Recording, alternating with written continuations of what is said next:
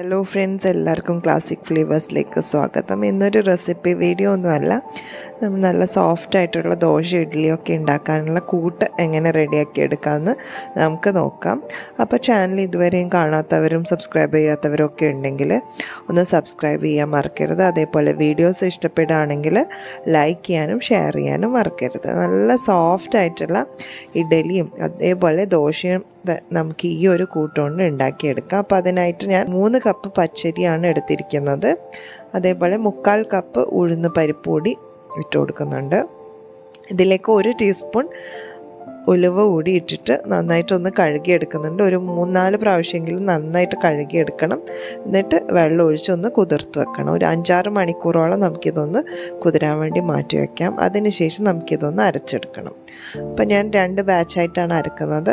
ആ വെള്ളമൊക്കെ കളഞ്ഞിട്ട് വേണം നമ്മളിതൊന്ന് അരച്ചെടുക്കുക. എന്നിട്ട് ആവശ്യത്തിന് വെള്ളം ചേർത്തിട്ട് അരയ്ക്കണം. അധികം ലൂസായി പോയരുത്, കുറച്ച് കട്ടിയിൽ തന്നെ അരച്ചെടുക്കുന്നതാണ് എപ്പോഴും നല്ലത്. അപ്പോൾ നമ്മൾ മിക്സിയിൽ അരച്ചെടുക്കുന്ന സമയത്ത് ചിലപ്പോൾ നമ്മുടെ മാവ് ചൂടായി പോകാൻ സാധ്യതയുണ്ട്. അപ്പോൾ അങ്ങനെ വരുന്ന സിറ്റുവേഷനിൽ നിങ്ങൾക്ക് ഈ വെള്ളം ചേർക്കുന്നതിന് പകരം ഐസ് ക്യൂബ്സോ ഐസ് വാട്ടറോ ചേർത്തിട്ട് അരയ്ക്കാം. അപ്പോൾ ആ ഒരു പ്രോബ്ലം ഉണ്ടാവില്ല.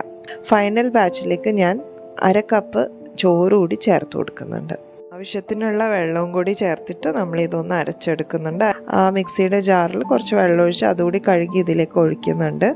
എന്നിട്ടാണ് മിക്സ് ചെയ്ത് കൊടുക്കുന്നത്. അപ്പോൾ വെള്ളമൊക്കെ നല്ല അധികം ലൂസായി പോവാത്ത വിധത്തിൽ വേണം നമ്മൾ ചേർത്ത് കൊടുക്കാൻ. അപ്പോൾ ഇത് ഞാനൊരു വിസ്ക് വെച്ചിട്ട് ഈ ഒരു രീതിയിൽ എപ്പോഴും മിക്സ് ചെയ്ത് കൊടുക്കും. എന്നാൽ അത് നന്നായിട്ട് തന്നെ ഒന്ന് ഫെർമെൻ്റായിട്ട് കിട്ടുകയും ചെയ്യും. അപ്പോൾ ഞാൻ ഇത് ഓവർനൈറ്റാണ് ഫെർമെൻറ്റ് ചെയ്യാൻ വെച്ചിരിക്കുന്നത്, രാവിലത്തേക്കുള്ള ബ്രേക്ക്ഫാസ്റ്റിന് വേണ്ടിയിട്ടാണ്.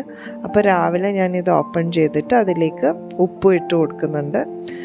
ഇപ്പോൾ കണ്ടാൽ തന്നെ അറിയാം, നന്നായിട്ട് പൊങ്ങി വന്നിട്ട് ഫെർമെൻ്റ് ആയത് നിങ്ങൾക്ക് ശരിക്കും കാണാൻ പറ്റും. അപ്പോൾ നിങ്ങൾക്ക് ഇത് വെച്ചിട്ട് ദോശയോ ഇഡ്ഡലിയോ ഏത് വേണമെങ്കിലും ഉണ്ടാക്കാം. ഞാനിപ്പോൾ ഇഡ്ഡലിയാണ് തയ്യാറാക്കി എടുക്കുന്നത്. അപ്പോൾ അതിന് മുന്നേ ആയിട്ട് ഞാൻ ആവശ്യത്തിനുള്ളത് മാത്രം എടുത്തിട്ട് ബാക്കി അവിടെ മാറ്റി വെക്കുകയാണ് എപ്പോഴും ചെയ്യുന്നത്. ഇഡ്ഡലി ചെമ്പ് ഞാൻ അവിടെ വെള്ളം ഒഴിച്ചിട്ട് തിളയ്ക്കാൻ വേണ്ടി വെച്ചിട്ടുണ്ട്. ഈ ഒരു സമയത്ത് ഞാൻ ഈ ഒരു ഇഡ്ഡലി തട്ടിലേക്ക് എണ്ണ തൂക്കിയിട്ടാണ് ഒഴിച്ചു കൊടുക്കുന്നത്. നല്ലതായിട്ട് ചൂടായി വന്ന ഇഡ്ഡലി ചെമ്പിലേക്കാണ് ഇതൊന്നിട്ട് വെച്ച് കൊടുക്കേണ്ടത്.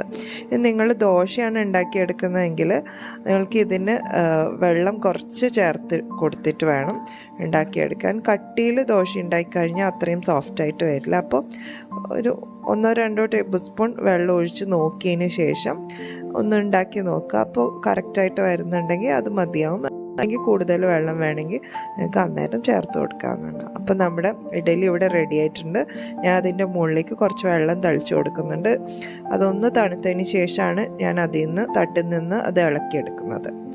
അപ്പോൾ നമ്മുടെ സോഫ്റ്റ് ആയിട്ടുള്ള ഇഡ്ഡലി ഇവിടെ റെഡിയാണ്. ഞാനിത് വറുത്തരച്ച സാമ്പാറിൻ്റെ കൂടെയാണ് സെർവ് ചെയ്യുന്നത്. നിങ്ങൾക്ക് ചമ്മന്തിൻ്റെ കൂടെയാണ് ഇഷ്ടമെങ്കിൽ അങ്ങനെയും ചെയ്യാം. അപ്പം എല്ലാവരും ഇതൊന്ന് ട്രൈ ചെയ്ത് നോക്കൂ. നല്ല ഫോൾസ് പ്രൂഫായിട്ടുള്ള ഒരു ബാറ്ററാണിത്. അപ്പോൾ ഡെഫിനറ്റായിട്ടും നിങ്ങളുടെ ഫീഡ്ബാക്ക് അറിയിക്കാൻ മറക്കരുത്. പുതിയ വീഡിയോ ആയിട്ട് നമുക്ക് വീണ്ടും കാണാം. അതുവരേക്കും good bye and take care.